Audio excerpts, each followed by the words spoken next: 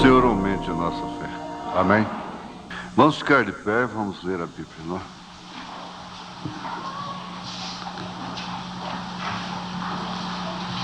Apocalipse, capítulo 5, versos 6 a 8. E olhei, e eis que estava no meio do trono um dos 4 animais viventes, e entre os anciãos um cordeiro, como havendo sido morto, e tinha 7 pontas e 7 olhos, que são 7 Espíritos de Deus enviados a toda a terra. E veio e tomou o livro da destra do que estava assentado no trono. E havendo tomado o livro, os 4 animais e os 24 anciãos prostraram-se diante do cordeiro, tendo todos eles harpas e salvas de ouro cheias de incenso, que são as orações dos santos. Senhor, nós mais uma vez oramos a Ti, com gratidão em nossos corações, por termos vindo à Tua casa até o último domingo do ano, quando estaremos aqui, se o Senhor permitir, no primeiro domingo de 93, que será o próximo, a primeira ceia, e que o Senhor nos ajude, ó Pai. Ajude a cada um. O Senhor dê graça para cada criança, cada moça, cada moço, senhora, senhor, a continuar nessa jornada até o fim, Senhor. Firme e constante na obra do Senhor, sabendo que o seu trabalho, a sua fatiga tem uma recompensa. Junto a Ti. Muitas vezes nós não sabemos agradecer as pessoas, muito menos recompensá-las. E mesmo se quiséssemos ou se soubéssemos, não teríamos como. Mas o Senhor tem como. O Senhor já tem feito a promessa para cada um. E nós te suplicamos que todos, aqui em Goiânia, em todo o Brasil, em toda a terra, e confiam no Teu nome, tenham a plena revelação da recompensa. Em nome de Jesus Cristo. Amém, Senhor. Amém. Assentai-vos.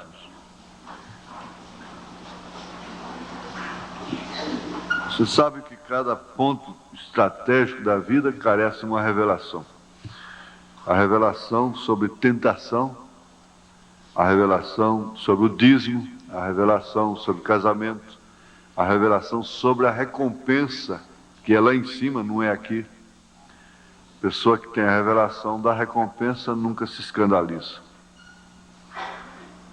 Nunca se prostra por causa de quem quer que seja, porque sabe que a sua recompensa não é aqui. E tem a revelação da glória, que é muito mais do que muitos mundos. Então, é bom que se complete, tenha a revelação em tudo, né? Não somente sobre a unicidade, sobre o batismo em nome do Senhor Jesus Cristo. Isso é fundamental e é o que nós estamos estudando nas 7 eras, a revelação de Jesus Cristo. Porque nós vamos continuar mais um pouquinho nesta manhã, com certeza absoluta de que sempre é tempo de fazer esses estudos, estando certos de que o conhecimento, a revelação de Jesus Cristo, segundo o profeta nos mostra nas 7 eras, é fundamento da fé para o rapto. É fundamento da revelação dos selos, para a revelação dos selos. E nós aprendemos que o fundamento, às vezes, é maior, é mais extenso, mais largo, né? E a pirâmide vai afinando sobre um fundamento que é fé. Ali tem a largura, profundidade, comprimento, aí vem a altura, né? De forma que nós vemos toda a Bíblia nessa pirâmide. Vamos a partir do 42, parágrafo 42, a mensagem, a revelação de Jesus Cristo, que é um dos volumes das 7 eras da igreja. Já expliquei isso. São 9 livrinhos desses que compõem as 7 eras da igreja, não é? Note estes dados acerca de Jesus.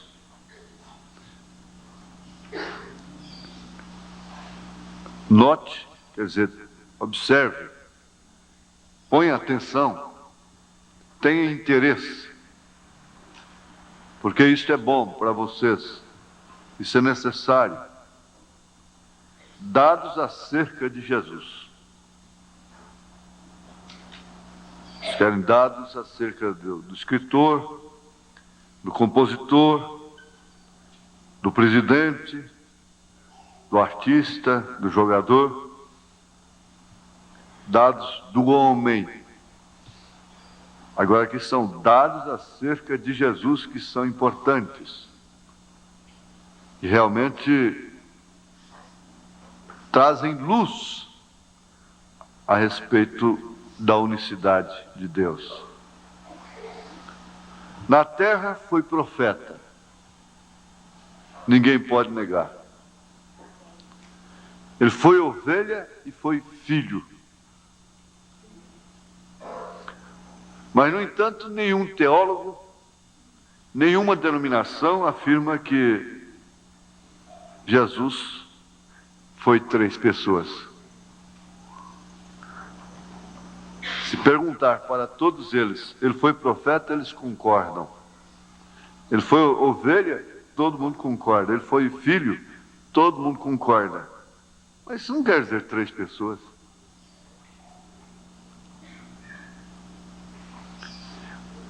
Ora, Jesus é tanta coisa nas Escrituras e ele continua sendo um só. Por que querem fazer Deus 3 partes, 3 pessoas?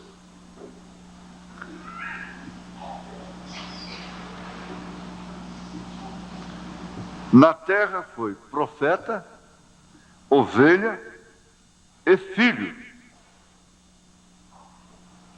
Isto não quer dizer que eram 3. Foram apenas manifestações ou ofícios da mesma pessoa, Jesus Cristo.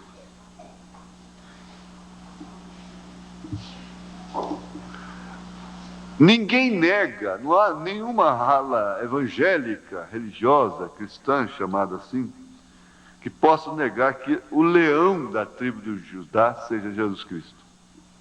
É, sim. Mas esse cordeiro sangrento, o cordeiro de Deus também é Jesus Cristo. E eles concordam. Apenas estão adormecidos, estão no sono de Nicéia. A igreja caiu numa prostração, lá no concílio de Nicéia. Veio uma amnésia sobre ela. E ela esqueceu o fundamento dos apóstolos e dos profetas. Caindo assim uma prostração, veio com aquela prostração uma neutralidade. Ela ficou neutra, sua mente ficou neutra em relação à oposição que ela fazia ao paganismo. E você sabe que às vezes ficar neutro significa concordar, aceitar. Isso quer dizer deixar desimpedido. A neutralidade significa, em muitos casos, omissão. E não se peca somente por comissão, que é cometer, mas se peca também por omissão. Isto quer dizer deixar de fazer, ficar neutro, indiferente. E assim, ficando neutra, caindo nessa prostração, ela deixou que o Estado, o homem, fizesse com ela, com o seu corpo, o que bem quisesse, e a possuísse, fazendo dela assim uma adúltera. Lá no Velho Testamento, se a moça não gritasse, quando ela fosse agredida, por acaso, ela não seria apedrejada, não seria condenada, mas se ela ficasse quieta, não gritasse, o juízo da lei viria sobre ela.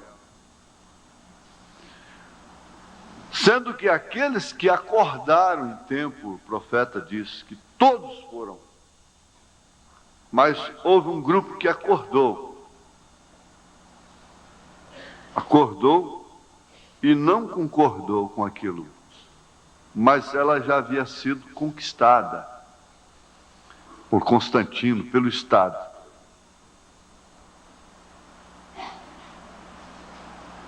Eles recuaram, então esses morreram, deram seu sangue. Quando você desperta, aí você dá a vida. Foi exatamente o que aconteceu. E naquela prostração, ela não deixou de comemorar 25 de dezembro, porque 25 de dezembro é o dia que os pagãos, o Estado, portanto, o Estado pagão, da Roma pagã, comemorava o dia do sol, que era redondo e é redondo até hoje. Por isso a ceia deles, a hóstia é redonda. Põe na língua, forma inteira redonda. Isso vem do paganismo. Com razão, a Bíblia a chama de mãe de toda feitiçaria e idolatria.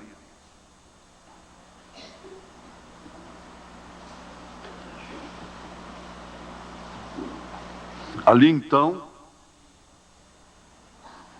ela se casou e adquiriu poder.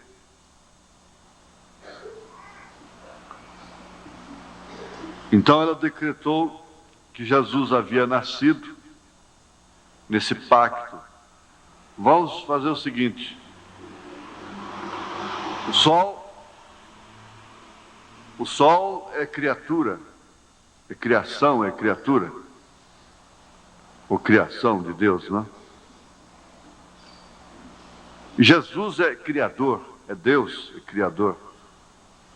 Então a gente fica com o seu dia do sol, que é o 25 de dezembro, e vocês ficam com Jesus. E daí então a igreja, as igrejas, denominações dizerem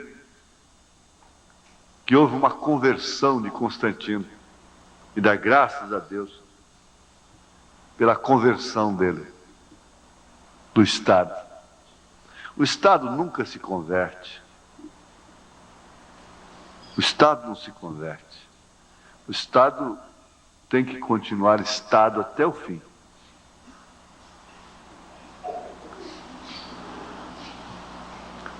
Então foi estabelecido que o dia do nascimento de Jesus fosse comemorado no dia do sol. Agora, isso não quer dizer que você tem que tratar seu filho mal, com perversidade, porque ele está olhando as crianças. O irmão Branham deu presente dia 25 de dezembro. Ele não foi, ele não caiu no outro extremo. Assim. Mas você sabe do que se trata. Seu filho não crê nessa mentira de Papai Noel, essa coisa. Tudo esclarecido. Não vamos também agora cair naquele extremo de não comer um coelho assado, né? Um coelho assado. Então, voltando lá, eles não podem negar Eles não negam que Jesus é leão, que Jesus é cordeiro. E assim comemoram o seu nascimento, comemoram a sua morte, sua ressurreição. E ele não pode ser comemorado de certas formas sem que aqueles símbolos, aqueles tipos sejam evocados. Ele não pode ser comemorado na sua morte a não ser como cordeiro. Ele não pode ser comemorado na sua morte como leão, porque o leão nunca foi animal do sacrifício, sempre foi o cordeiro. Mas nós temos que seguir, senão nós não estudamos a mensagem.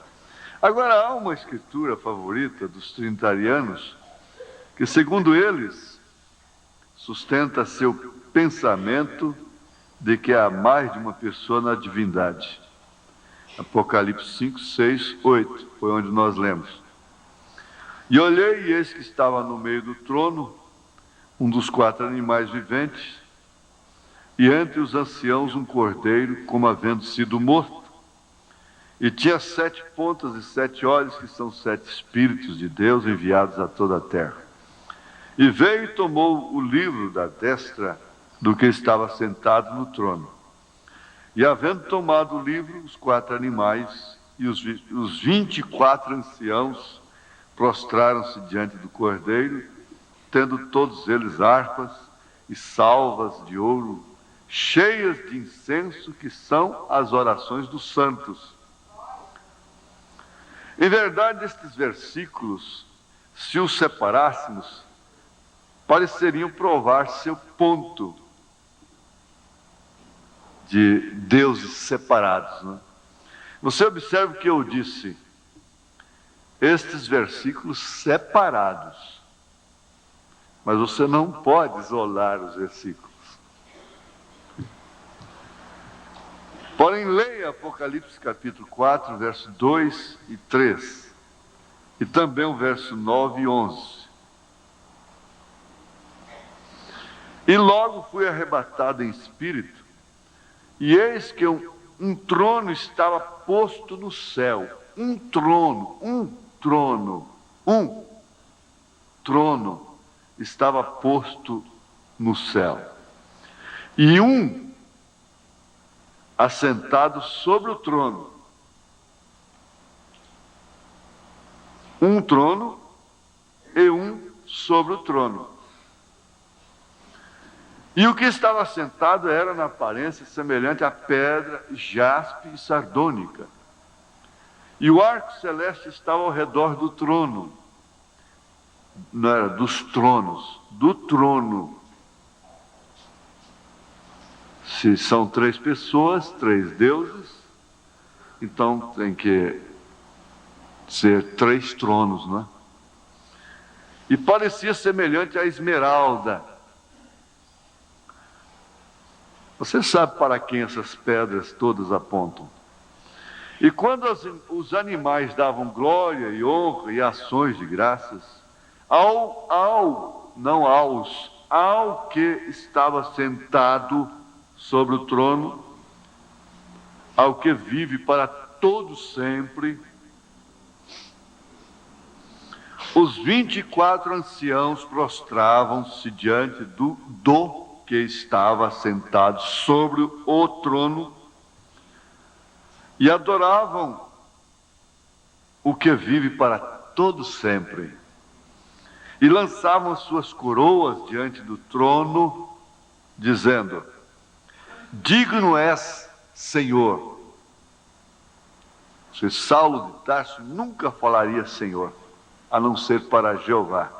Quem és tu, Senhor? Jesus respondeu: sou Jesus a quem tu persegues. Digno és, Senhor, de receber glória e honra e poder, porque tu criaste todas as coisas. No princípio era o Verbo, e o Verbo estava com Deus, e o Verbo era Deus. E nada do que foi criado sem ele. São João capítulo 1. e por tua vontade são e foram criadas. Aí você está vendo, Apocalipse 4. Note cuidadosamente que no versículo 2 diz um, não 2 ou 3, mas um. Estava sentado no trono. No versículo 3 diz, ele, não eles, era na aparência semelhante a uma pedra de jaspe. No versículo 9 diz que os animais davam honra a ele, não a eles. Isso é bom para vocês aqui agora, para todos nós, para os que vão ouvir a fita cassete, o vídeo cassete. Aliás, esse é o evangelismo da noiva. Não há outro evangelismo da noiva. Ela pode orar pelos enfermos, tudo mais, mas o evangelismo da noiva não é que Cristo salva, Jesus salva, Jesus te ama, Deus é bom, é isso não. Leia a Bíblia. Vai ler a Bíblia, lê inclusive Atos 2:38. Agora veja, no versículo 9 diz que os animais davam honra a ele, não a eles. No versículo diz que no verso 10, diz que os anciãos se prostravam diante dele, não deles. No versículo 11 diziam, Senhor, digno és, não senhores. Também no versículo 11 diz que este que estava no trono era o Criador, que é Jesus, São João 1:3, que adiantei, que é Jeová, o Espírito do Antigo Testamento, Gênesis 1, verso 1. Porém, não vamos nos deter aqui. Leia agora Apocalipse 3, verso 21. Você que está anotando, você está acompanhando, vai anotar pela fita. Ao que vencer, lhe concederei que se assente comigo no meu trono. Mas aí, aquele que crê em 3 pessoas diz, lê o resto. Vamos ler. Assim como eu venci e me assentei com meu Pai no seu trono. Eu gosto disso aqui. Eu gosto disso aqui. Eu lembro, muitas vezes ele faz menção logo daquilo em seguida. Mas aqui em São João, capítulo 10, encaixa perfeitamente isso aqui, ó. Verso 27, São João, capítulo 10, verso 27. As minhas ovelhas ouvem a minha voz, e eu conheço-as, e elas me seguem, e dou-lhes a vida eterna, e nunca hão de perecer, e ninguém as arrebatará da minha mão. Da minha mão. Aí já está no verso 28. Verso 29, São João, capítulo 10. Meu Pai, que mas deu, é maior que todos, e ninguém pode arrebatá-las da mão de meu Pai. Quer dizer que as ovelhas estão nas mãos dele e do Pai. Um está segurado na cabeça, outro no corpo, e um puxando para o lado, outro para o outro, o Espírito Santo segurado nas pernas, não sei. Não é assim. Isso é infantilidade. Ele está dizendo aqui que as mãos dele são as mãos do Pai. Porque logo ele diz, no verso 30, eu e o Pai somos um. Verso 30. Eu e o Pai somos um. Então, As mãos de meu Pai são as minhas mãos, porque quem vê a mim vê o Pai. O Filho unigênito que estava no seio do Pai, este o fez conhecer. Deus jamais foi visto por alguém. Por quê? Nele habita corporalmente toda a plenitude da divindade. E Paulo vai mais adiante, que Jesus Cristo é a imagem do Deus invisível.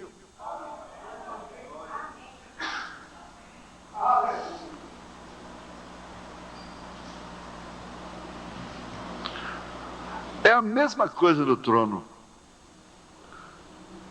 As mãos aqui, eu comparo sem medo algum de errar. É a mesma coisa de São João 10, 27 ao 30. O trono é o mesmo. Ao que vencer, lhe concederei que se assente comigo no meu trono. Isto quer dizer, está nas minhas mãos.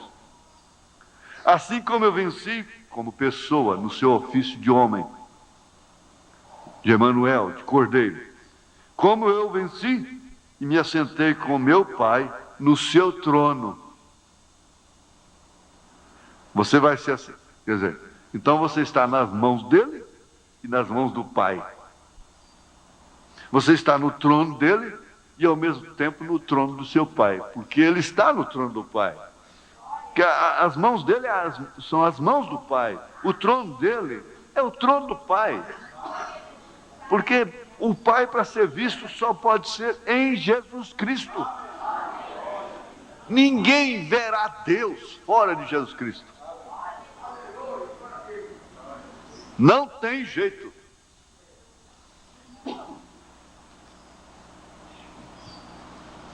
É um assunto que não fica velho, não é gostoso. Aí ele diz assim, leia também Hebreus 12, verso 2. Olhando para Jesus, autor e consumador da fé, o qual pelo gozo que lhe estava proposto suportou a cruz, desprezando a afronta, e assentou-se à destra do trono de Deus. A destra, o poder, a direita, poder. Note que segundo Jesus mesmo, quem escreveu o Apocalipse, ele está sentado com o Pai. Jesus mesmo, quem escreveu o Apocalipse. Ele está sentado com o Pai. O Espírito em Paulo, o qual é o Espírito de Cristo, porque esse é o Espírito da profecia pelo qual vem a palavra, diz que ele está sentado à destra de Deus. Porém, quando João olhou, viu somente a um sobre o trono. Somente a um sobre o trono. Porém, quando João olhou, viu somente a um sobre o trono. Quando a falsa igreja olhou, ela viu três. Ela viu três. Por isso ela põe ali na entrada de uma cidade um velho barbudo, um jovem, uma mulher, uma coisa assim. Eles não sabem como fazer a coisa. Tem que ocupar o trono, ou fazer tronos. Agora, Abraão, que tinha a vista de águia, que podia ver Deus, que é um tipo da noiva de nosso Senhor Jesus Cristo, que não era apenas justo,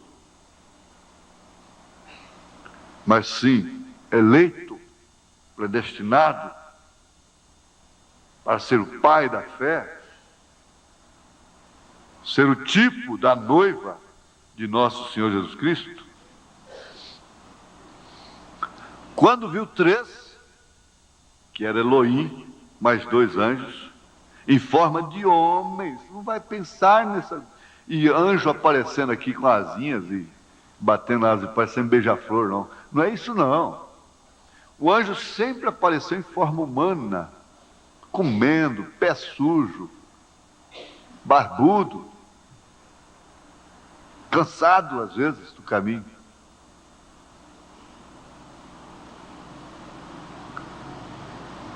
E quando ele viu os três, ele não falou meus senhores, porque só tinha um ali que era senhor.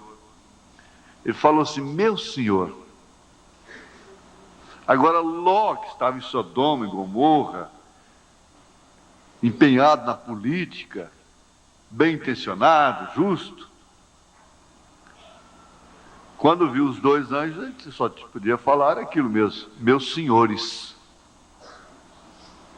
Ele chamou os anjos de senhores, de seus senhores. Mas Abraão nunca faria isso. Ele só Abraão só chama Deus de Senhor. Na nossa gramática, a palavra Senhor se aplica também ao homem, a senhoria, a senhora, Senhor. Não tem nada mal. Mas há uma separação. É claro, no inglês, por exemplo, ser Senhor, Lord, Senhor Jesus Cristo, quando se refere a Jesus, ao Senhor Jesus, não é? Separa, a palavra é diferente. Mas na nossa gramática, Senhor é a mesma coisa. Você não tem, por isso, que não chamar um cidadão de senhor e de senhora. Não tem, por causa disso, não tem importância. Você terá que tratar seu pai de senhor, sua mãe de senhora, a senhora, mamãe, a senhora, papai, o senhor, né? Tudo bem, não tem nada de mal nisso, não tem nada errado. Mas quando se refere ao Senhor Jesus, aí você sabe a quem você está se referindo. A Senhor, atribuindo não cidadania, mas sim a divindade. Divindade. Não é certo? Agora, vamos continuar aqui.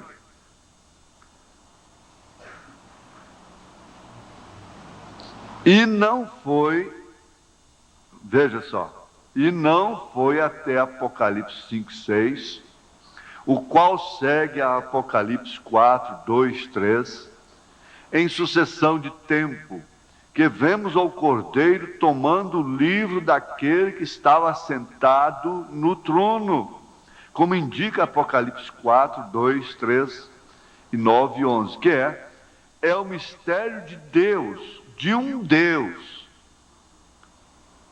Ele pode se manifestar de várias maneiras ao mesmo tempo. Ele, Jesus, saiu de Deus, foi manifestado em carne, morreu, ressuscitou e voltou ao seio do Pai, como disse João no capítulo 1, versículo 18. O Filho unigênito que está no seio do Pai, esse o fez conhecer. Era tempo para que Deus, o Messias, voltasse a levar sua noiva e então apresentar-se, se fazer conhecer. Apresentar-se quer dizer se fazer conhecer a Israel. Assim sendo, vemos a Deus vindo novamente para tomar uma relação humana com o homem como o filho de Davi. Agora aqui ele já está falando das duas manifestações, para com os gentios, para com os judeus. Rei dos reis e Senhor dos senhores, e como o noivo da noiva gentia. Não são dois deuses, mas simplesmente um só Deus manifestando seus poderosos ofícios e títulos tríplices. Se nós podemos dizer, a trindade de Deus não são três pessoas distintas, são três ofícios especiais. Não temos por que ter medo da palavra trindade, enquanto você sabe que a afronta tem que se dar razão, porque se nós não fôssemos revelados, nós teríamos a mesma posição contra a mensagem. Porque quando se diz assim, a chave, o impacto que um obreiro, um pastor joga na sua igreja, diz: aquele homem não crê na Trindade, na Santíssima Trindade. Então choca o povo, porque isso vem de 325 anos depois de Cristo. Então é secular essa doutrina, todo mundo nasceu com ela. Diz: mas por que Lutero não viu isso? Ele era um reformador, ele não era profeta, e ele trouxe apenas porção, foi o broto da semente que havia sido enterrada. Ele não tinha tudo. E por que Wesley não teve? Porque ele foi uma sequência apenas do crescimento da lavoura. Os dons espirituais não podiam ter isso no movimento pentecostal. Mas agora a espiga secou. Está tudo seco, a lavoura está seca. Está feia. Mas lá dentro você vê, você vai comer uma canjica aí, ela é gostosa. A canjiquinha é gostosa, né? Principalmente quando eu faço.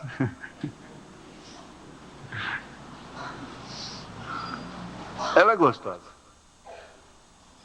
Com rapadura. Mas não tem vida naquilo ali praticamente.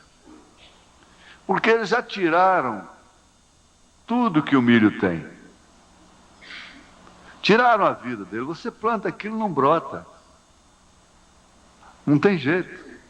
Esse arroz bonito que você come aí, parafinado, fica aquele prato bonito, até formado assim, né?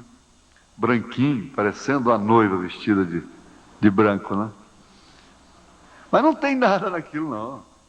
Que só tem amido para entupir veia do coração. Só isso, mais nada. Você planta, não dá nada. Porque tiraram a vida dele. Depois, então, ele vai te vender o germe do trigo. E esse trigo trabalhado aí também não tem mais nada. O germe do trigo já foi tirado. O germe do milho, a semolina já foi tirada. Você tem que comprar a parte. Se é que é, né? A coisa ficou tão difícil, se é que é. Se é que é. Então,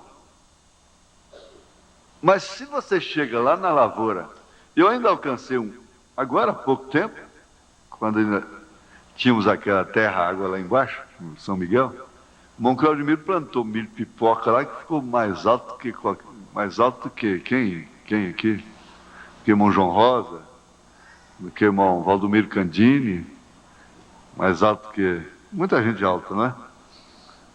Natural, aquele comum mesmo, aquelas espigas bonitas. E mesmo o outro milho, a terra virgem, natural, quando está a lavoura, estava bonita, depois ficou feio, secou tudo. Aí é que você viu dobrado lá que estava a espiga seca, a palha seca já, mas a vida estava lá dentro. É assim que ressuscita a semente. E sabe o que as igrejas estão comendo? É arroz parafinado. É canjica sem o germe. É trigo sem o germe do trigo. É um paralelo, o natural fala do espiritual. Você pode ir para casa descansado, comer seu arroz branco lá, não tem problema não. Você fala, pelo menos a minha alma está comendo arroz integral, né?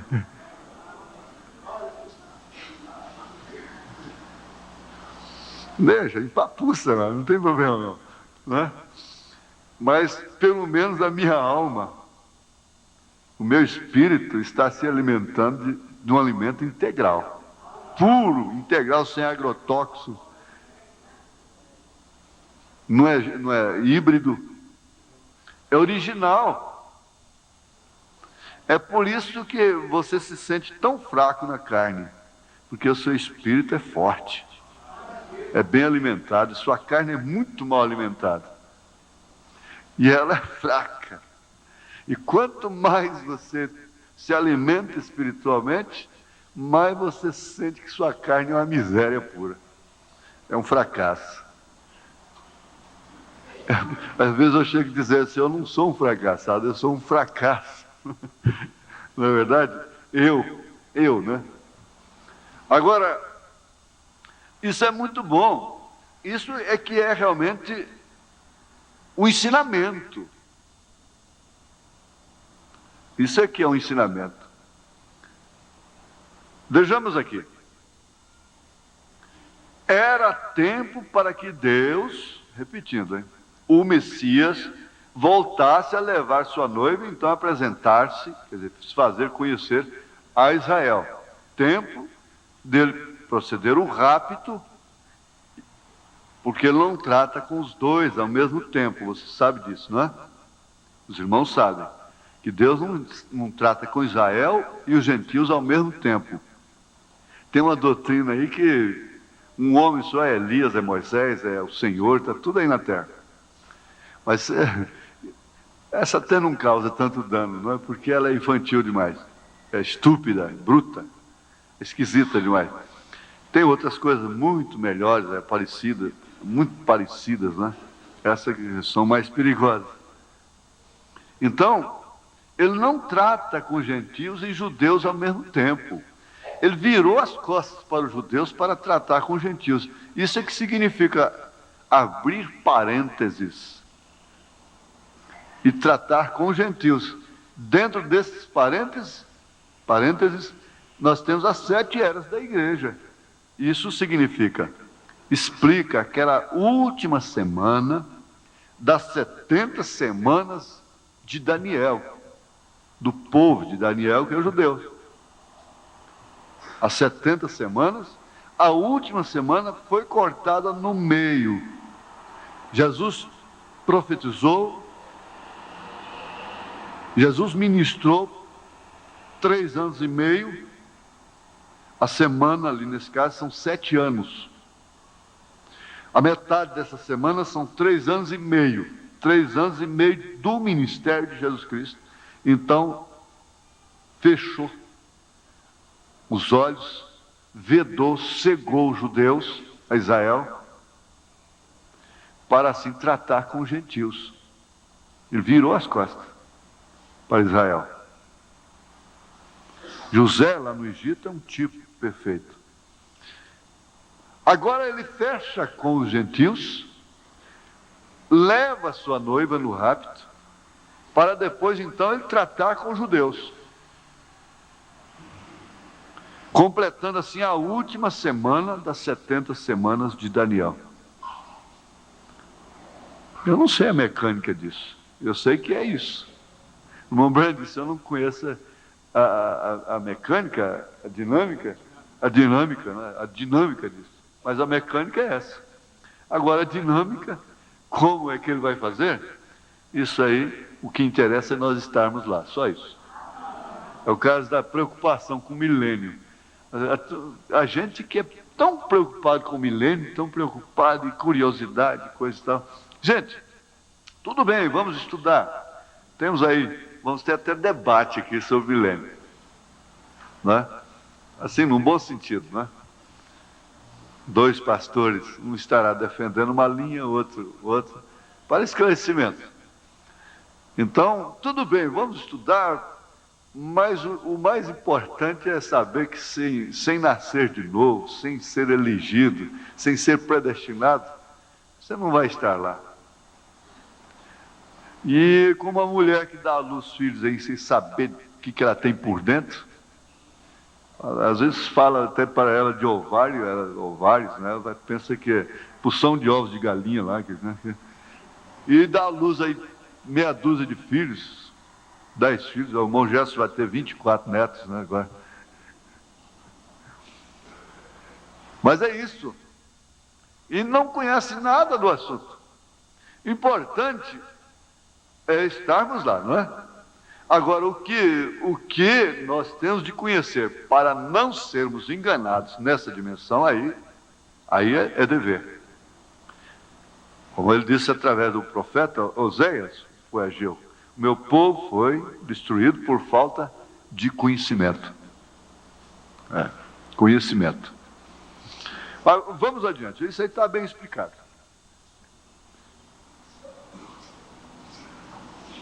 Não são dois deuses, um lá com a noiva e o outro aqui com os judeus. Não se preocupe, ele sabe como se manifestar ao mesmo tempo da maneira que ele é. Ele não tem que mostrar cicatrizes para nós lá, para a noiva. Lá não é hora de cicatriz. Ele tem que mostrar cicatriz para os amigos dele aqui, os judeus, né? Fui ferido. Que feridas são essas? São as feridas. Eu fui ferido na casa dos meus amigos, de vocês. Ah, então é ele o Messias. Porque eles creem no Messias, só não creem que Jesus, aquele que foi crucificado, é o Messias.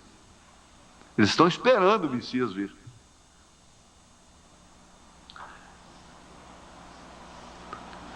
Então ele é o mesmo que se manifesta para a noiva e para os judeus. Esse versículo aqui, ele carece de revelação, não é só para a cura divina, não. Jesus Cristo é o mesmo ontem, hoje, eternamente. É o mesmo no rio, é o mesmo entre céus e terra, é o mesmo no céu, é o mesmo no trono, é o mesmo como cordeiro, é o mesmo como leão, é o mesmo com os judeus, é o mesmo com a noiva. Ele é o mesmo. Em forma de pomba, ele é o mesmo. Se Deus não fosse assim, não seria Deus. Esse é mistério, é claro que é mistério. É o mistério da piedade. Não é o mistério da iniquidade. É o mistério da piedade. Por isso que eu digo, nós não temos que estar... Eu, por exemplo, não tenho estrutura e mesmo até por questão de revelação do momento. O pastor não tem que estar dizendo para a irmã, para o irmão, joga o papelzinho fora, joga o pauzinho fora. Pastor, e tudo é... Não, é isso. Pastor, eu posso abrir a boca? Posso bocejar? Não, isso já foi o tempo. Eu sei quando as pessoas me procuram e sei quando realmente há necessidade, quando elas apresentam seus problemas, que realmente elas carecem de orientação e tudo. Mas excedeu disso, por favor, tenha entendimento, procure valer a sua revelação. Porque a noiva é pastoreada agora pela palavra, é pelo púlpito, é pela palavra. Essa luz tem que descer, a noiva é curada pela palavra, ela é orientada pela palavra. Se Deus não te orienta daqui, em determinados sentidos, eu não tenho, aqui é exercício do ofício da palavra. Então, por isso é que eu estou sempre batalhando, alertando a igreja, para buscar a sua cura e se orientar através da palavra. As orientações da vida, de um modo geral, todas elas estão na palavra. O povo sabia que ele era profeta. Eles conheciam o sinal de Moisés. Eu corrijo. Eles conheciam o sinal do Messias. Eu tiro a vista depressa. Eles conheciam o sinal do Messias.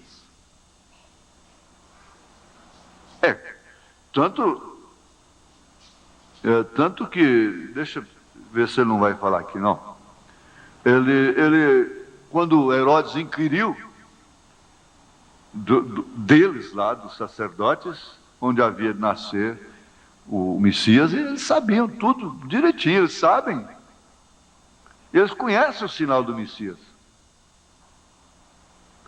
o qual somente podia manifestar-se através de um profeta. São João capítulo 1, versos 44 e 51.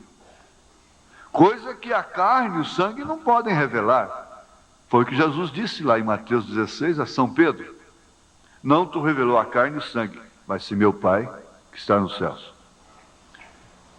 E Filipe era de Betsaida, cidade de André e de Pedro. Filipe achou Natanael e disse-lhe: havemos achado aquele de quem Moisés escreveu na lei e os profetas. Jesus de Nazaré, filho de José. Disse-lhe Natanael: pode vir alguma coisa boa de Nazaré? Disse-lhe Filipe: vem, vê. Jesus viu Natanael vir ter com ele e disse dele: eis aqui um verdadeiro israelita em quem não há dolo. Disse-lhe Natanael: de onde me conheces tu? Jesus respondeu e disse-lhe: antes que Filipe te chamasse, te vi eu estando tu debaixo da figueira.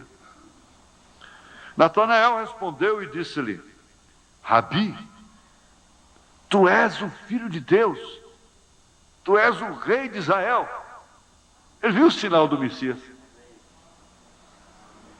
Jesus respondeu e disse-lhe: por que te disse, vi-te debaixo da figueira, crês? Coisas maiores do que estas verás.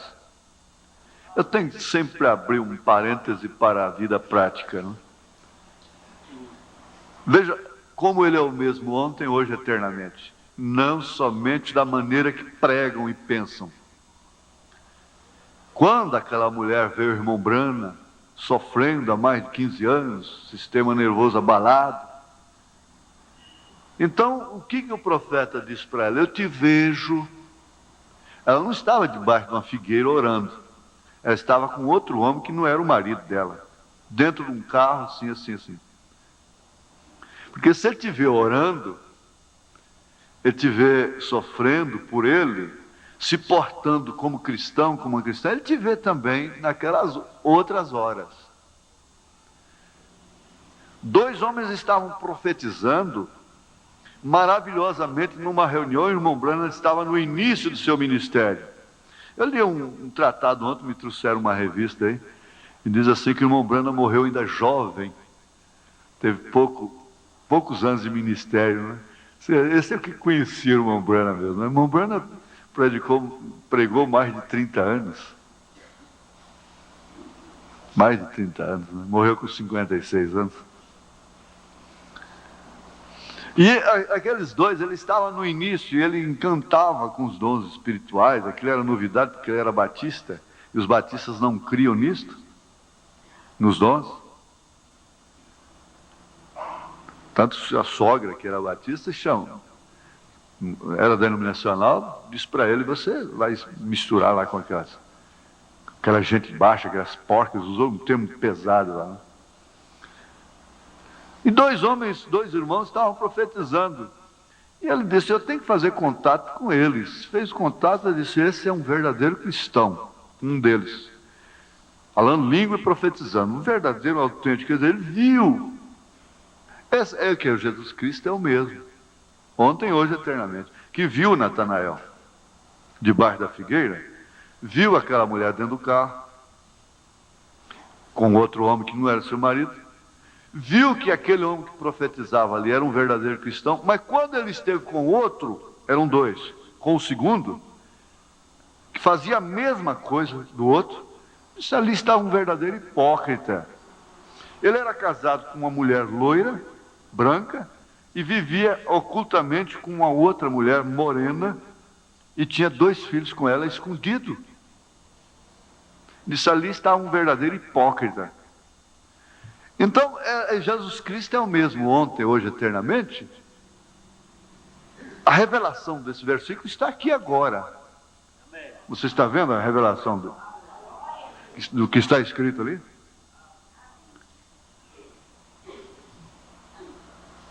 Porque se o irmão Branham chegasse aqui e me ouvisse, ele poderia se encantar e maravilhar com tudo o que eu falo, mas talvez ali dentro do escritório ele diria para mim: ó, e isso.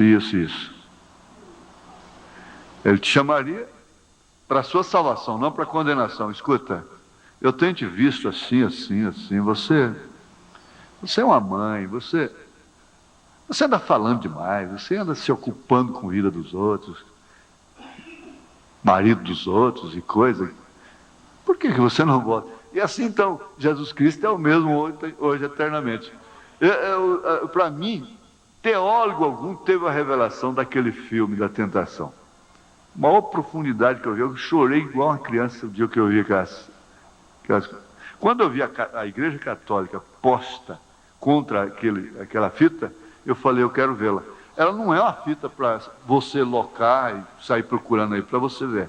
Não, não faça isso. Fique atrás do ministério. Não sai por aí caçando fitas. Não faz isso. Você está mexendo com cobra. Elas podem te ofender e te matar. Não é uma fita para se ver sozinho, a parte. Mas, você viu aquela cena da Maria Madalena, na hora do apedrejamento dela? Aquilo é perfeito. Aquilo é perfeitíssimo. É uma inferência, na verdade. Mas, realmente, enquanto Jesus escrevia no chão, ele próprio falou, ele desmascarou aqueles homens na consciência. E você? Eu não te vejo aí, você andando com aquela mulher, com aquela viúva. Eu não te vejo você sugando os seus empregados, roubando deles, o suor deles. Atire a primeira pedra. É aquilo que, antes de você fazer um julgamento, às vezes ele vem na sua consciência e fala. Ele desceu da cruz ali em pensamento. Ele nunca desceu da cruz. Para o próprio autor. Ele desceu em pensamento apenas.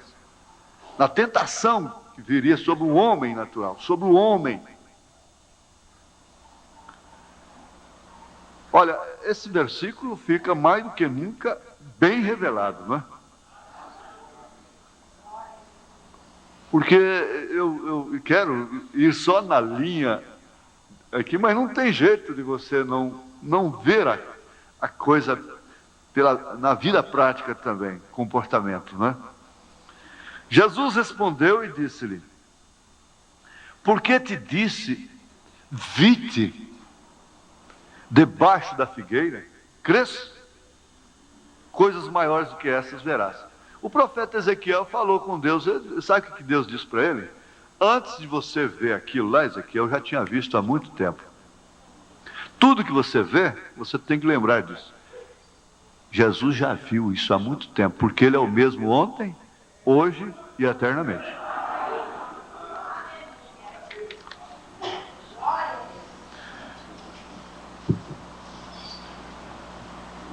Esse vite aí vai longe mesmo. Se uma moça vê pelos olhos divinos, ela não sabe por que ela acabou o casamento, quer dizer, o namoro. Ela não vai ter nunca uma explicação sobre aquilo. Deus nos evita de certos acidentes que Ele não pode deixar acontecer para saber que Ele nos livrou deles. Não é certo? E mesmo não é porque o moço é falso, a moça é falsa. É questão que não estava na pré-ordenação de Deus, ela ser esposa dele, ele ser marido dela. Quando a vontade de Deus é manifesta através do toque divino no coração da pessoa. Então, vite antes, vite. Isso aí vai longe. E disse-lhe: na verdade vos digo que daqui em diante vereis o céu aberto e os anjos de Deus subirem e descerem sobre o Filho do Homem. Quem que viu isso, hein? Só quem tinha revelação mesmo. Habilidade para discernir os pensamentos dos corações dos homens.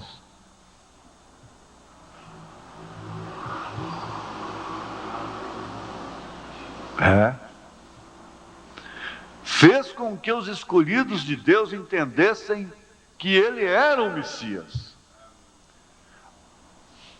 A palavra ungida de Deus, Hebreus 4:12. Agora Deus visitou o pior século que a humanidade teria. A pior era, que é esta. Da mesma forma, Jesus Cristo o mesmo ontem, discernindo as intenções, os pensamentos dos corações. E eles crucificaram Cristo novamente. Aqui em Hebreus 4:12 diz: porque a palavra de Deus é viva e eficaz e mais penetrante do que espada alguma de dois gumes, e penetra até a divisão da alma e do espírito, e das juntas e medulas, e é apta para discernir os pensamentos e intenções do coração.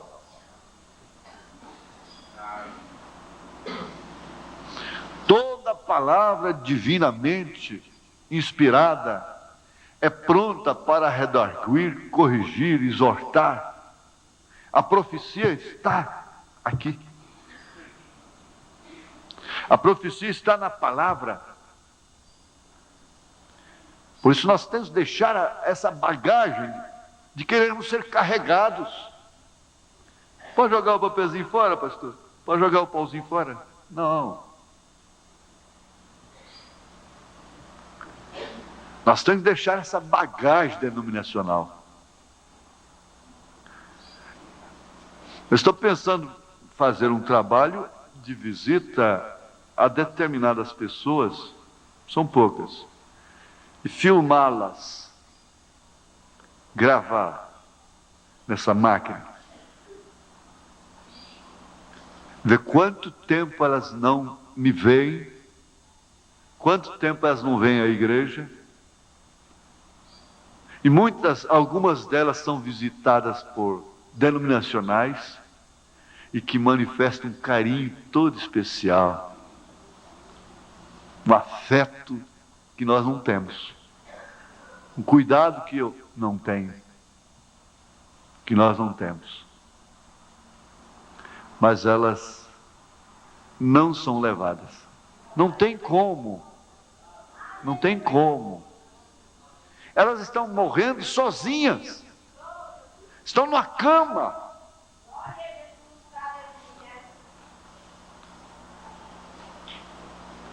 Mas elas não têm como negar a si próprias. Elas não têm como negar a eleição. Sabe por quê? A palavra penetrou nas juntas e medulas dela. Isso fala de um comando de vida que está aqui na espinha do homem, da mulher.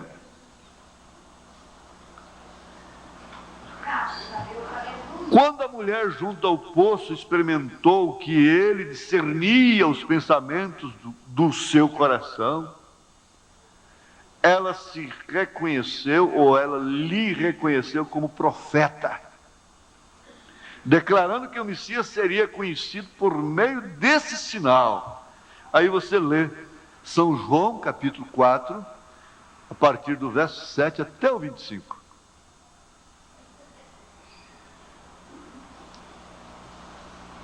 Em Apocalipse 15, 3 diz, depois da mulher dizer, a mulher disse-lhe: eu sei que o Messias, que se chama o Cristo, vem. Quando ele vier, nos anunciará tudo.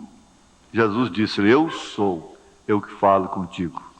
Em Apocalipse 15, verso 3 diz, e cantava o cântico de Moisés, servo de Deus, e o cântico do Cordeiro, dizendo, o cântico do Cordeiro, deve ser, te garanto que rock não é.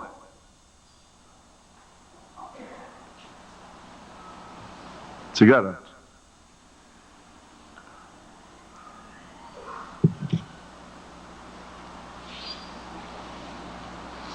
Dizendo, grandes e maravilhosas são as tuas obras, Senhor Deus Todo-Poderoso. Justos e verdadeiros são os teus caminhos, ó Rei dos Santos. É Apocalipse 15, 3, o cântico do Cordeiro. O Cordeiro, o pontífice, retendo seu sangue como expiação no propiciatório por nossos pecados, é o Senhor Deus Todo-Poderoso. Esse é o seu ofício presente. Isso é o que está fazendo agora. Seu sangue clamando por nossos pecados. Foi isso? Revelação sobre revelação. Uma coisa chama a outra. Você está tendo a revelação verdadeira de Jesus Cristo é o mesmo ontem, hoje, eternamente.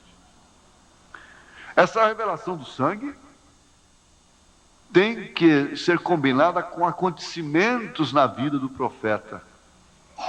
Quando ele condenou aquela mulher que estava naquela situação tão deplorável naquele bar.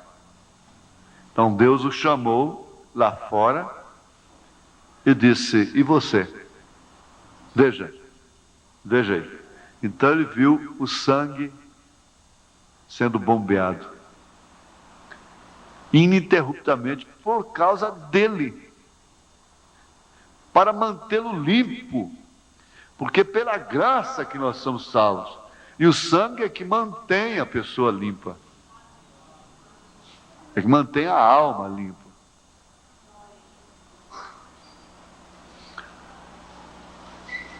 E esse é o ofício presente, atual dele. Você não pode se aproximar dele como leão que ele é, de fato. Você se aproxima dele agora como cordeiro da intercessão. Quando o cego, a mulher sirofenícia clamava: Jesus, filho de Davi, tem misericórdia de mim, ele não atendeu, porque ela era sirofenícia, ela não era israelita. Então clamaram a ele de acordo com o ofício do momento atual, se aproximar dele através do único meio que se pode aproximar de Deus, que é através do sangue. Enquanto a igreja, a noiva estiver aqui, ela tem que estar sob o sangue. Quando ele sair do propiciatório, ela também sairá daqui simultaneamente. Ele sairá, levará no rapto. Esse é seu ofício presente. Isso é o que está fazendo agora. Seu sangue clamando por nossos pecados. É isso que estava fazendo pelo profeta William Marion Branham. Foi isso que o levou a salvar aquela mulher. Aquele casal que desenrolavam cenas indecentes diante do povo lá. Quando ele disse: culpado no mínimo, culpado no máximo. Eu não sou culpado disto aí, mas sou culpado também. Culpado no mínimo, culpado no máximo. Eu os perdoo.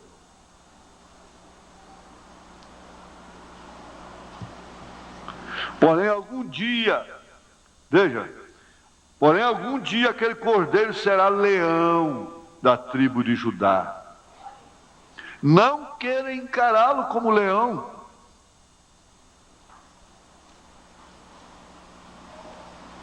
Se não estivestes com ele como cordeiro. Não queira encará-lo como juízo, se não o tivestes por advogado. Não queira. A coisa não é brincadeira. Não assombra ninguém, não aterroriza ninguém, mas conscientiza a todos. Porém, algum dia aquele cordeiro será o leão da tribo de Judá. Ele virá com poder e glória e tomará sua autoridade para reinar como rei. Ele é o futuro rei desta terra. O Brasil agora tem uma ala aí clamando por um rei. Eu disse: eu também estou. Eu vou votar pelo rei. Vai haver um plebiscito e eu vou votar pelo rei. Eu quero o rei. Só que o meu rei já está eleito. Ele virá como rei. E tem uma coisa, você sabe de uma coisa? Enquanto ele está no sacrifício, a noiva é sacrifício, a sua esposa é sacrifício. Você tem que entender, por isso você não pode descer da cruz. Não tem jeito. Mas também tem uma coisa, quando ele for rei, ela é rainha. Ela será rainha. Não queira mandar agora, não, que se você bater o pé, você vai receber uma investida muito forte. A novilha selvagem pode te jogar longe. Não, não queira se mandar agora. Pode deixar. Porque enquanto ele é sacrifício, a igreja é sacrifício. Mas quando ele for rei, ela não tem por que prostrar-se mais diante dele. Porque ela é rainha. Ele é ela é ele. O profeta diz isso na união invisível da noiva. Agora, isso não quer dizer que ele não é rei hoje. Bem entendido. Você sabe que é. Ele é nosso rei. Rei dos santos, ele reina no seu coração. Hoje em dia é um reino espiritual. É outra luz também. Muito grande. Não é desse sistema mundano. Ele não está reinando sobre as leis da terra, mas está reinando sobre você. Está reinando no seu espírito. Assim como nós tampouco somos deste mundo. Por isso é que nós nos conduzimos diferentes aos do mundo. Nas vestes, nas músicas. Nossa cidadania está nos céus. Nós refletimos o espírito do reino onde nascemos, onde Jesus é o rei. Você lembra daquele escravo trabalhando, mas trabalhando como filho de um rei. Por isso é que nossas mulheres não se vestem com roupas de homens, não andam com esses shorts, com esses biquínis, nesses clubes, nesses banhos mistos, nessas festas mundanas, nem cortam seu cabelo, nem usam todos esses cosméticos e outras coisas que o mundo ama tanto.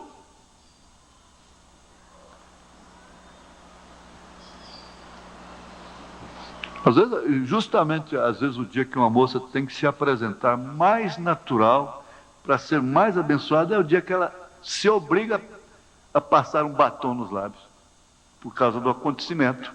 E é justamente aquele acontecimento que exigiria dela nunca ter aquilo em casa, nem deixar parentas mundanas estão sob outro reino mandando naquela hora, porque essa hora os parentes chegam.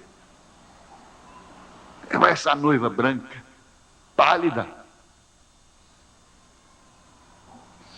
é justamente nessa hora que ela devia entrar branca e pálida, como ela é. Ela está dando um dos passos principais de sua vida. É a hora que ela mais determina, precisa da bênção. Então é na hora justamente que suas irmãs acham de se pintarem também, se vestirem da maneira mais lá na cerca, né, com eles. E os rapazes também, justamente nas horas de festa, de férias, de Natal, de fim de ano, então é que vem um avivamento da carne. Tem que comer, e tem que, sei lá, beber, e tem tanta coisa que fazer. E você percebe que o seu espírito está rebelde. A coisa anda meia, não é? Por isso é que nossos homens não bebem, nem fumam, nem andam no pecado. Nosso domínio é o domínio sobre o pecado hoje. Quem não domina sobre o pecado hoje, não poderá dominar sobre as nações. Com ele. E se fortalece, veja só, nosso domínio domina sobre o pecado e se fortalece por meio do poder que está no Espírito de Cristo que mora em nós. Todo o reino da terra será desmoronado, porém o nosso permanecerá.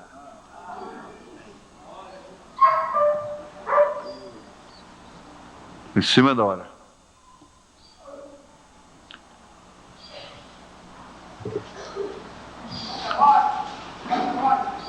Deus abençoe, irmão.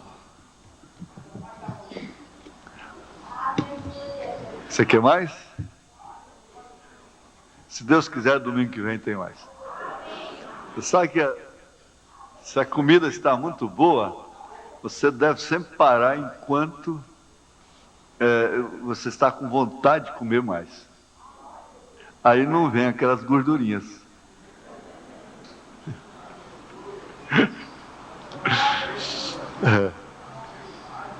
Deus abençoe os irmãos. Você é um pregador do Evangelho também, e você está aqui por uma boa causa. Você não está doente, você está em necessidade e você quer um avivamento pentecostal para começar em sua igreja. Todos nós queremos isso. Vamos todos ficar de pé por um avivamento pentecostal.